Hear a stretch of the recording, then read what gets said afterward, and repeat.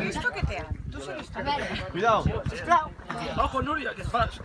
Perdó.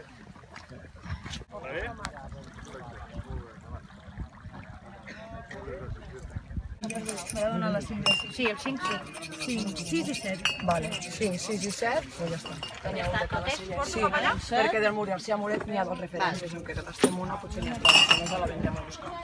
Un 5. Un 5.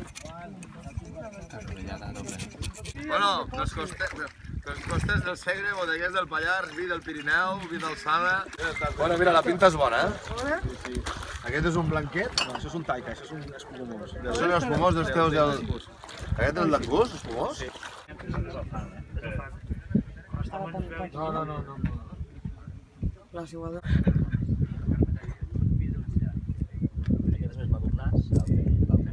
S'ha comprovat que sí, realment hi ha diferències i s'ha comprovat que aquestes diferències són de cara a preservar el producte, és a dir, que aguanti més amb el temps i que no evolucioni tan ràpid. Sobretot amb vins blancs això ho trobo molt encertat perquè busquem aquestes característiques en un vi i amb vins negres els hi donem més vida, com si diguéssim.